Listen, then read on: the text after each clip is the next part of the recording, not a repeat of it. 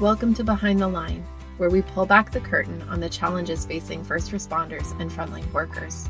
The work you do is unique, and so are the stresses that go with it. Join me as we tackle key issues to reduce risks for burnout, and as we work to support you in doing the job you love without sacrificing being the kind of person you want to be. Hey out there, and welcome back to Behind the Line. As always, I'm your host, Lindsay Foss. For those of you who have maybe not listened to the show before, I'm a clinical counselor specializing in trauma therapy.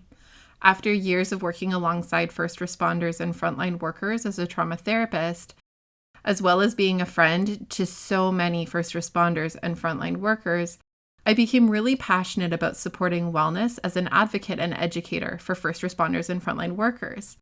My mission is to support those on the front lines, and it's really emerged from seeing over and over again that you guys sacrifice so much for our communities, and our systems really work against you. I'm really excited that you're joining me today of all days, because today I get to have a really fantastic conversation with my new friend, Ryan. I met Ryan through an old friend from college who connected us when this old friend had heard about my kind of interest in developing this podcast and some other resources that I've created for first responders and frontline workers. And I was looking to do some research and connect a bit more deeply with people who are outside of my client load. And when I connected with Ryan about all of these different pieces that I'm working on to get some of his feedback, one of the things that emerged in that conversation back in the fall of 2020 was that he has developed and implemented some really fantastic skills for mindfulness. So when I started creating this series on mindfulness that we've been walking through for the last couple of weeks, Ryan came to mind as someone I really wanted to connect with. Now, Ryan is an RCMP member in a northern rural community in Canada. He has been working in this work for a number of years now, and as a result of some of his work-related stress and exposure-related concerns, he's had to do some personal work and has developed some really cool skills. And I think it's really important for you to hear from someone who's not me about some of these pieces, because it's easy enough to kind of roll your eyes when you hear a therapist say a super therapist-y thing like mindfulness is a great idea. It's a little bit different when it feels like it's coming from someone who's a peer, who is really in the thick of it with you, and who gets it in a different kind of way, who gets the obstacles that you're facing and the different systemic challenges, as well as the pace of the work that you do. I want you to hear from someone who is mimicking this message to say, hey guys, this is really valuable and it's really doable. So he and I are going to talk for a little bit now about some of the ways that he applies some of these strategies, and I hope that it inspires something for you as well. So take a listen. I would love to start by just saying thank you so much for being here, Ryan, and for your willingness to do this, because I know that it's not a typical request for someone to approach you and say, hey, will you be on my podcast? Oh, no problem. I'm glad I can help in any way. And yeah. Yes, I did have some friends be like, ooh, you're going to get fired. Dude, that's like, this is a pretty big risk, hey? Yeah, and I was like, well, I'm not going to talk about protected information. It's literally about and then when I explain it, what it's about, they're like, oh, okay. So that seems okay. I think people are just a little bit paranoid, right, with media and everything about what you can say or what you can't say. And we get training on that. And then we realize that there isn't a whole lot that we should be saying. But totally. And I'm like, no, this is a podcast about mindfulness and like frontline workers. Right. So I just sort of, remind myself of that so that I don't just, get paranoid and be like, nope, I won't help. Totally. And that's kind of, it kind of speaks to exactly why I think resources like this need to exist, is because the training is to keep things pretty close to the vest. And that makes a lot of sense given the work you do and the fact that you interact with so much protected information. But it also really isolates you guys. And it, I think, leaves you guys to feel like each other is the only other people who get it. But is that really what you guys talk about or connect around? And when you do, is that actually meaningfully helpful? Yeah. because of the protected information, you will be afraid to speak with other people, even when it's completely safe. Totally. Um, so you don't really get that outside perspective a whole lot. So yeah, you're just talking to your coworkers, and generally they're just going to agree with you. Do you know what I Right. mean? You're just gonna so you're not really gonna expand or remind yourself of what it was like before you became a police officer. Right. Like they're equally entrenched in the stuff that makes it maybe like not healthy or not helpful at times. That's right. Yeah, fair. So, Ryan, how long have you been an RCMP officer? I am coming up to 8 years now. Wow, 8 years. What got you into it? Like, where did that start for you? So for me, I think it's almost your typical story where when you're a kid, it looks really cool and you see it on TV. So it's kind of implanted, in your mind, like, hey, that's cool.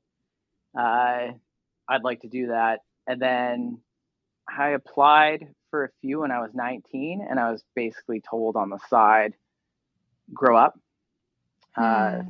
when I was 19, I looked like I was 16, acted like I was 14. So I can't. I agree with them. I did need to grow up, and then I applied again to a few places when I was about 29, 30, and joined and got in then. And basically, my main reason was to um, prevent people from getting away with things. And I think everybody has that moment where they're like, they shouldn't be able to get away with this. This is criminal. And you're like, Hmm. I'd like to be a part of that. It's easy to want to be a part of that. Like that sense of bringing justice. Yes, I think we all have that in us where we'd like to see justice served, and we think about it and see it in everyday life. And without the authority behind it, you feel helpless, like you can't do anything. And I think that's what drives everybody, or me, anyways, to apply. Um, Hmm. and when I remind myself of that reason, it is actually uh, useful. It helps me, and it does feel like you actually are making a difference when you think of it like that. Because it can be hard when you Hmm. get caught up in all the paperwork, media, whatever, the day to day Right. life of a police officer. Yeah, you can kind of forget that you are actually making a difference. Totally. I think that's probably a really common experience across all helping professions to some extent, like first Mm, response, frontline work, helping professionals, because the systems that surround like all of the extra things become so much the focus, right? Like how much training have you done in how to do reporting and paperwork, that's right. right? And so that becomes so much of what the system focuses on, and yet that's not what we got into it for. No one went into it thinking I love doing paperwork. I think that sounds like fun. That's right. Right? So then it's this piece of like how do we stay anchored to like why this matters at all and why we continue to show up Monday morning or whatever, when it feels like there's this disconnect from what we're here for and why it matters to us. Yeah, no, that's exactly right. Yeah. So, like, I'm curious now that you've been in it for 8 years, has that sense of justice shown up for you? Like, have you felt like you've gotten to achieve aspects of why you got into it to begin with? You know what? I do feel like I have. There's been ups and downs, and I think I've reminded myself about it, and I've focused on that, and that'll actually bring me back, and it'll change my behavior as a police officer. Um, Hmm. so if that makes sense, what I'm saying, like I think you need to be Yeah. able to remember why you got in, and not get too hung up on um, the paperwork or the side stuff, and have that be an aside. You have to be good at it, though. You have to learn it, but then let that be an aside. Let it be something Right. that Like you just secondary. do. Yes, and you just focus on the change you want to make, and ultimately it comes down to how dealing with people. It's how you deal with Mm-hmm. people is what it is for me. Mm-hmm. um, I've realized. So for me, it's almost like police officer is a combination of a lot of things. You got to wear a lot of hats, and kind of honestly, it feels like social work sometimes. Well, totally, right? Yeah, To some extent, I think that's kind of like the conversation that's happening on a broader scale with this whole defund the police thing, which I mean, everyone has a position and an opinion and a feeling about, but I think at its core, ultimately, the fundamental kind of question that's being asked in some of that movement, wherever that looks and leads, is this question of, are we asking too much of police officers and law enforcement to wear too many hats, that it makes them kind of a jack of all trades rather than the expert at what they really should be the experts at? a really good point. And when people have said, "Hey, would you ride around with, say, a mental health nurse of some sort in Mhm. your vehicle?" I'm like, there'd be a lot of calls where that would be great. Right? Um, there would also be a lot of calls where that would be more of a liability. Totally. Um, so I see both sides, and I feel like our training was pretty good, the training that Mhm. I got, and I've been able to deal with a lot of mental health clients in my first post. Um, but I also did work with people with special needs for a few years before. Okay. Um, So you have a bit of a background in that. I guess, yeah, people with a bit of a background tend to do a lot better because you are dealing with, I mean, they overlap, right? Like Sure. mental health problems and our call volume, like Totally. definitely connected. Having a background helps. For sure. Yeah. Well, that additional like experience and expertise, but also probably a different perspective on like what's going on in some of these situations that maybe frames that a bit differently. That's right. Your experience you have, and I think that's where, like, I know over the years, as far as police forces, I think they're hiring older people with more Mm, life experience for that reason. yeah, Um, totally. That makes a lot of sense. yeah, Hmm. I'm curious. Okay, so you're 8 years in. That's a pretty hefty amount of time within that career. Um, Given some of your experiences and what you imagined it might be like when you went into it versus how it has been, I'm curious if there are things that have surprised you about your work in law enforcement. uh, I guess I'm surprised, and I understand it. I understand it now, how our system works, and how we do have. It seems to be a long, drawn out court process, but without that, it wouldn't really be due process. It wouldn't be fair, and I don't know if anything's better. Um, Right. I mean, so there is that challenge because for us, everything's or for me anyways, as a police officer, I feel like things should be dealt with. Things seem really straightforward. They kind of seem a little bit black and white sometimes. Right. So it was an eye opener to see how uh, the court system works, and there's a lot to learn there. Um, Hmm. I guess the other aspect was how some communities are really struggling. And I don't Hmm. think a lot of Canadians know about these smaller communities that are struggling. And the people living there may not have running water or the right amount of food to Hmm. survive properly. And that was an eye opener for me, is just seeing how difficult some people's lives really are Totally. um, in certain communities. It's hard to talk about without being specific, but No, that's super fair. Well, and because you also didn't grow up in some of the communities that you've served in, right? that's right. Right. So this would be like a very different kind of experience from what you would have really been exposed to prior to being there. That's exactly right. Yeah, I grew up in Vancouver area, and then to be in northern rural detachments and see the way people are living, it's definitely an eye opener. Yeah, And for sure. you, I feel like a lot of people don't actually know what's going on, and even the media, right? It doesn't come out in the media things that happen in these smaller places. Um, Totally. I don't know if that's fair, if there's a good reason for that. We don't want it to be scaring everybody in the general public, but um, that that was really hard for me to actually deal with, being away from family and friends and seeing this world where it's hard to live in. People don't have what they need. Yeah. And that is creating the problems. Totally. Like it contributes to all of these different pieces that are then what you're seeing in your call volume.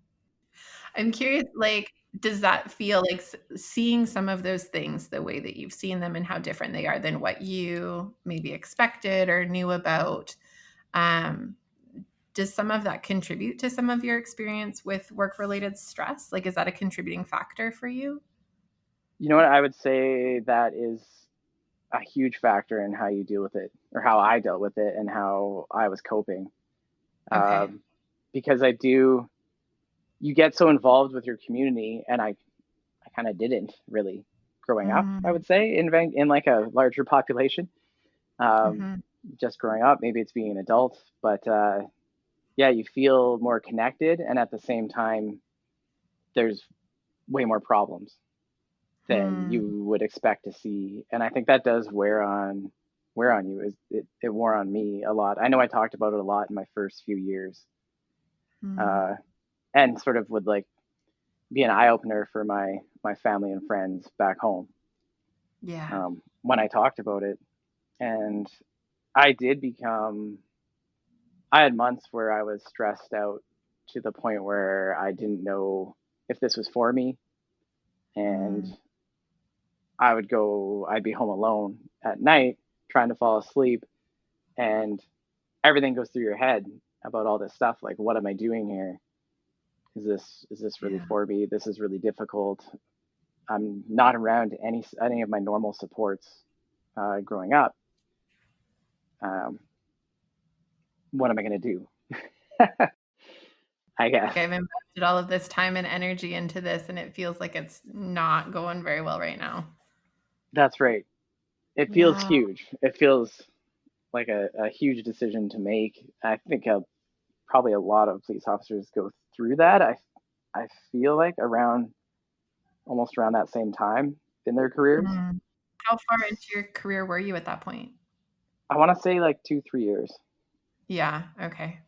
and I've heard people talk about it at 2 3 years. People go into a funk, and then they either figure it out and come out on top, or they'll Mm. often look for ways out, or transfer out, or struggle.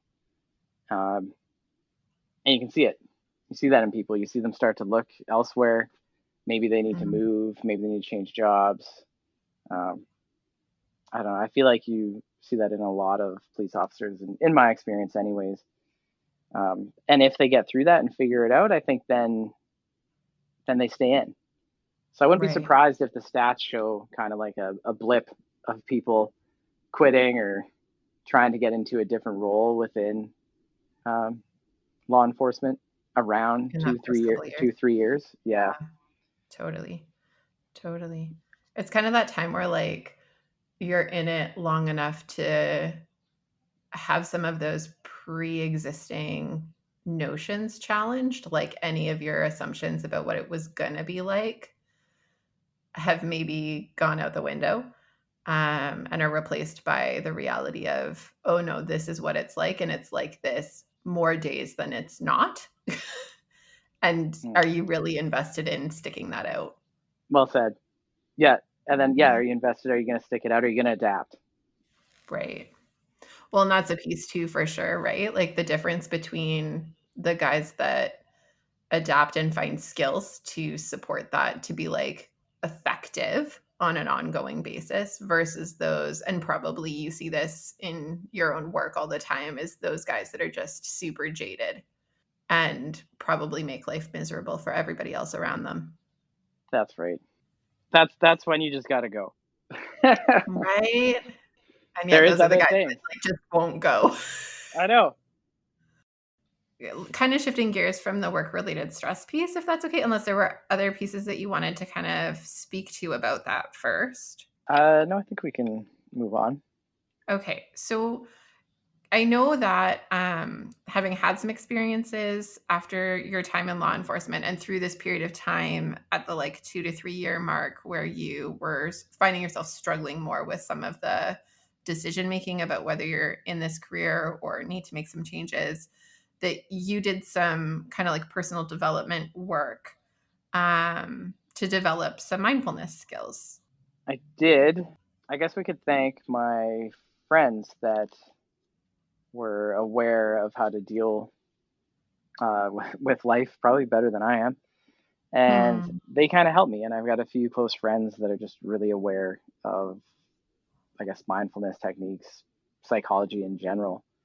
Mm-hmm. Um, and for me, I found that, I don't know, I would get hung up on everything, kind of get super energetic and almost hyper when you have a lot of things to do.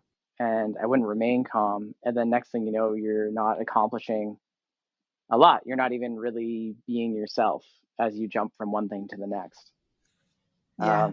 And I knew for me, I don't know if it was a connection with anxiety, just sort of general anxiety.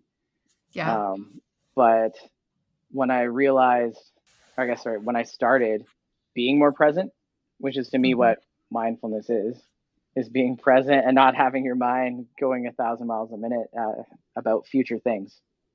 Totally. Um, and that was my main problem. So when I brought it back to the moment and just, for me, focused on what's important, and I picked a few things, and I think everybody can do that. They just pick a few things that they believe to be true about their day, about their lives, and what's actually important to them. All the rest kind of fizzles to the background, and then you can go about your day more productively again, um, and Totally.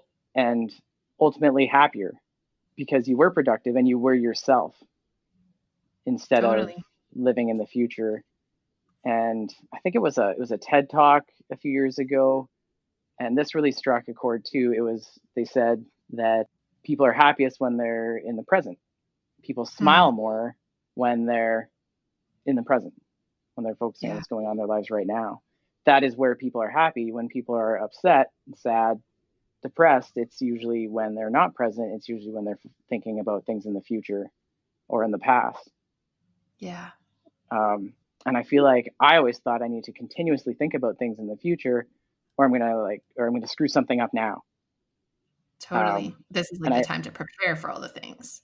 yeah, yeah, let's keep thinking about it. Let's keep preparing. Let's keep thinking about it. And in the meantime, time is passing, and you're not accomplishing anything. Uh, Totally. Well, and I love what you said about when you're in the present, then when you're doing things, you feel more productive and like you are more you. And in psychology, we would use words like you're acting more in alignment or you're being more congruent with who you intend to be, which is why it feels differently satisfying to be in that space. Because then the things you're choosing to do and how you're choosing to spend your time um, or kind of like how you're doing your day feels like it's you because it is like you're anchored into what you actually give a crap about. that's exactly it. Yeah. I love it. The piece you seem to do as a mindfulness skill is I've talked about it on the show before. It's this concept called anchoring. And it's this idea of like we need to have these like core values or um, identifiable things that are like uh, our anchor, our thing that we can hold firm to in the stormy water, right? And so when we all have those things, but we tend to lose track of them and we let them be so far back on the back burner with all of the other noise layered over it that we lose it. And if we can find ways to like intentionally connect to those things on a semi-regular basis, we tend to have a way easier time quieting the other noise or at least not giving as much attention to it. Well, it sounds exactly right. Now, where did you start to learn and develop that as a skill set? Like you mentioned some of the friends that you have in your life who maybe helped you identify a time where you weren't as much you. Yes, I'd say my friends for sure, and just the help they provided by being there and talking about it. Yeah. Honestly, that's so long ago, I couldn't think of specific examples, but I did see a professional a year ago, and I Okay. actually you just reminded me when you said I think anchoring, Hmm. because I didn't see this professional enough to gain a lot or really get out any like old demons in my mind or any of that kind of thing. But I did get anchoring down, which I think in this case was looking around the space you're in and just acknowledging things around you, even like your feet, looking at your feet and being like, my feet are here. And like, it sounds super cheesy and like, what is this? And you're kind of like, okay, I'll go along with it. And, Totally. you're looking around and, oh, I just noticed that there's a small fridge in the corner or Yeah. whatever it is. And then the next thing you know, your mind isn't going a mile a minute. Totally. So for me, as long as I see some sort of, benefit, I'm like, okay, I can roll with that. And I've actually used that. And just, if I know I'm not at my best, say at work, and you've been dealing with a lot of decisions, and if you're constantly making decisions, for me anyways, I tend to get worn down. And at some point, someone will ask you something, and you might not respond the best. Yeah. And I think the sooner you realize that you're not about to respond the best, or that you didn't just there, and you can actually take a moment and anchor yourself, I guess, with what's important, to align yourself with what's important, and take a moment. And I think that's where the only place people would see that I'm actually doing something is when they would see me be like, okay, just 1 second. I'll like leave, go to the lunchroom, even go whatever you got to do, take a break. Let's come back to this, whatever you can do to take a break and just Totally. remind myself what's important. And then and then your day can continue and you didn't go into that space where all you were thinking about is the future or you're just reacting. Totally. Yeah. That nails it, right? Like this in this series leading up to this conversation going out to the world. Some of the conversations in this series on mindfulness for the podcast leading up to this has been around understanding why it works so that we feel motivated to actually apply it. Because you're right, it's hard when we're told to do something like look at our feet, to take that seriously and to integrate it or apply it into our lives unless we have a really strong sense of why it's going to make a difference. And it sounds like there's been really interesting ways that you've noticed it make a difference for you that makes it something that you would continue to apply for your world. Definitely. It's still scary. It's still scary to me because I still do want to just go back to being kind of like a caffeinated like bumblebee. There, there is an appeal to that. There's like a simplicity in not having to work so hard at it. Yeah, Mm-hmm. that's right. You don't have to be as conscious to like apply the skills when you're in that just like buzz around go mode. That's right. And there is something like, I don't know, almost fun about that too. Mm. But you're still, I feel like I'm still not going to be productive in like an adult work environment. Right. That would be more for like vacation or days off if you really wanted to. That's sort of how I see it. Well, and I kind of imagine that there's also a difference in the sustainability of that, like to do that all day, every day, forever and ever. Mm, Right. Like there's also a cost to it. yeah, that's right. Burnout. And I think we all see people that are like that. Totally. Are there any other, like you've mentioned this piece that I'm going to call anchoring, which is kind of like identifying what the high value pieces are in your world and finding ways to anchor back to that. You've also mentioned this piece about like noticing things in your present environment, which I talked about in last episode is kind of this piece around attuning to our environment as a means of mindfulness. Are there any other skills that you specifically have found helpful? I guess I don't know if this would be a skill, but what that might look like for me is Mm-hmm. being in a dark room, even in the afternoon, at home for 10 Mm-hmm. minutes. And Yeah. that's what it looks like when I'm thinking about these things. When Um, you're doing that like anchoring process. yeah. Yeah. And I'm just like, this is what's important.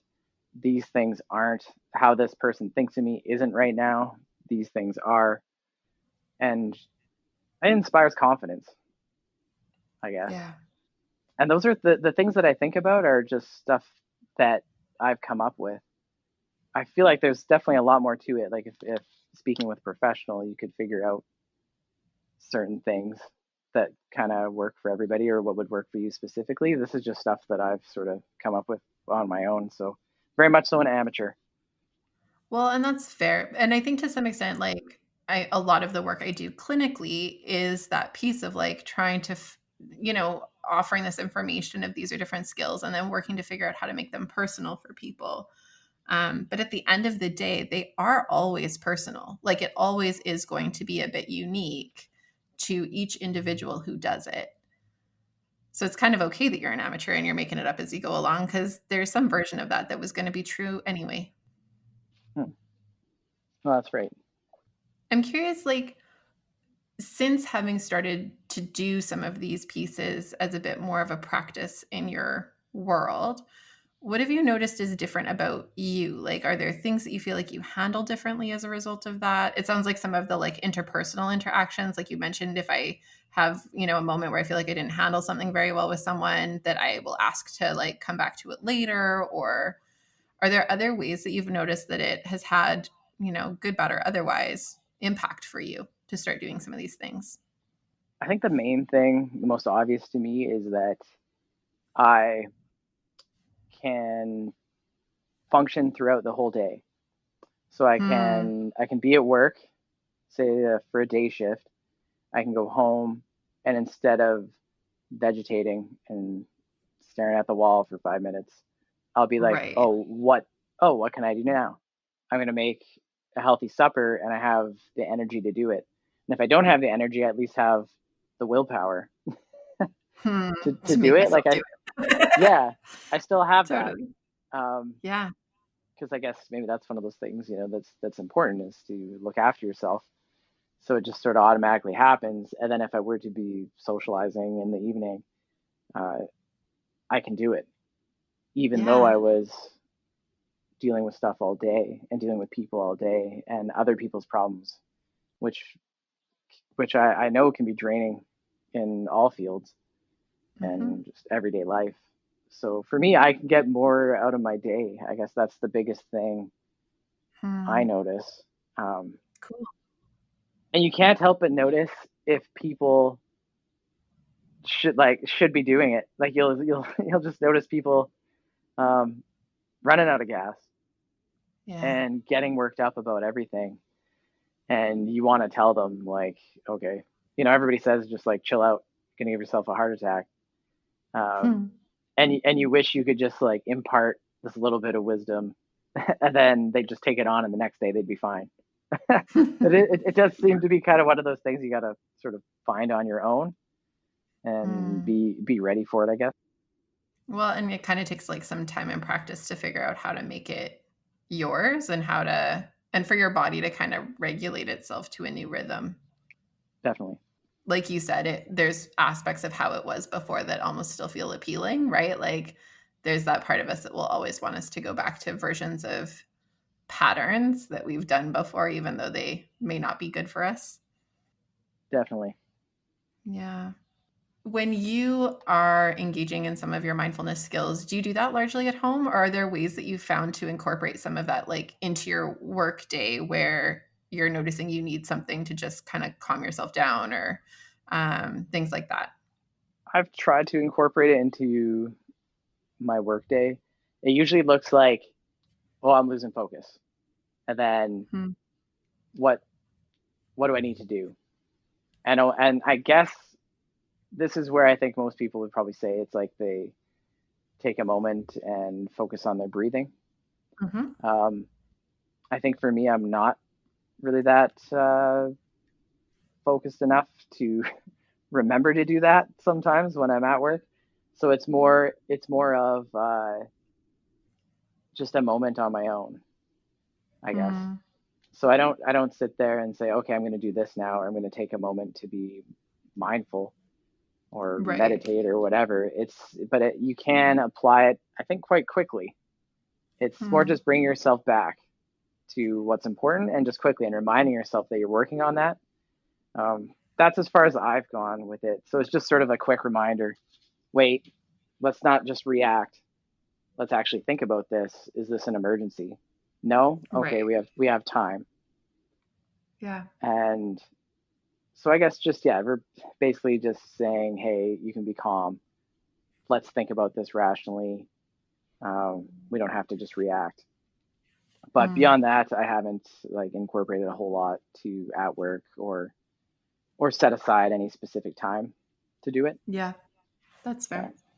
I Yeah. think um, one of the conversations I often have with clients, but have also kind of argued a bit these last couple episodes, is that there are like small ways that we can incorporate some of these pieces into virtually any moment or situation, like whether that's, you know, a really simple straightforward breathing exercise that like no one around you is noticing that you're doing it, or even that anchoring piece that we're talking about with you, this like refocusing on what matters. Like no one else is in your head, no one else knows that you're doing this, they just think that you're thinking or waiting or something. That these are like cheap, easy, you know, super accessible things that we can incorporate. Because I've had a lot of clients who are like, I mean, very similar to you, who are police officers or paramedics. I've had this argument with a lot of paramedics about what's accessible when they're on the road. And we get into some of the like, well, I've heard coping is like, you know, diffusing essential oils and, you know, this, that, and the Mm. other. And we have the conversation about like literally this could just be that you're going to take a second to like imagine yourself in a place that feels warm and cozy instead of in the freezing back of your ambulance for a second. Like it Mm. doesn't have to be really complicated. It doesn't have to involve a lot of like paraphernalia. It can be pretty straightforward if we learn to practice it and find ways to remind ourselves to do it in some of those moments. Absolutely. Yeah, you don't have to like bring out the plastic ferns and the incense and turn off the lights and be like, everybody, we're just having a moment. Uh, Totally. no, it doesn't have to be like that. Because like I said, it's in your head, really, what you're doing. Yeah. So Yeah. I love it. I super appreciate your perspective on that.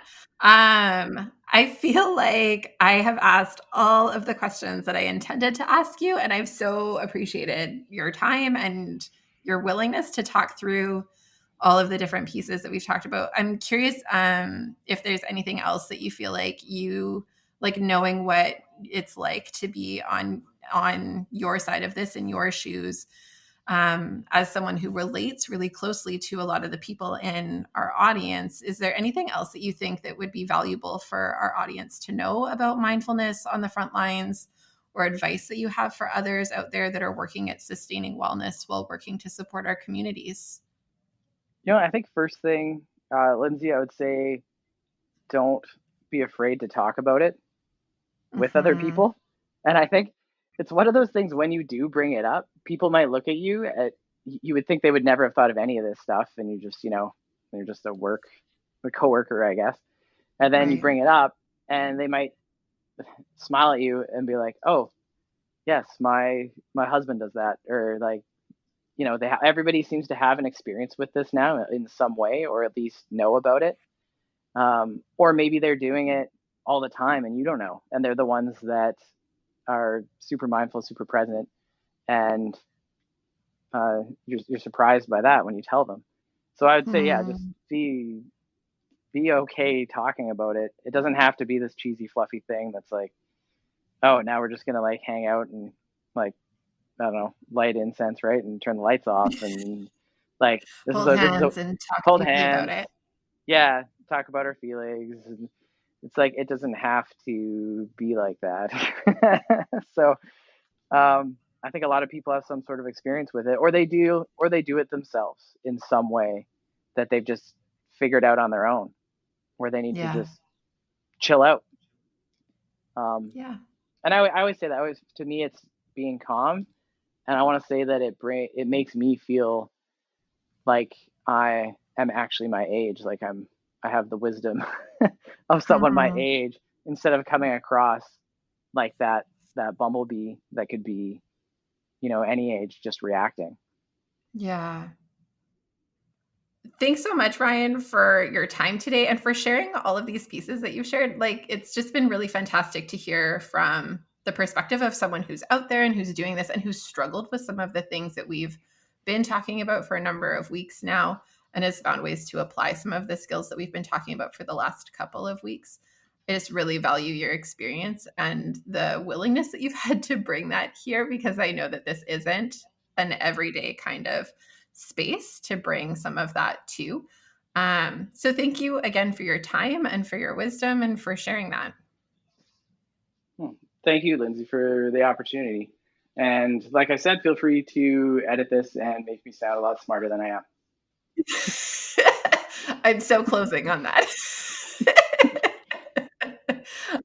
Perfect. Awesome.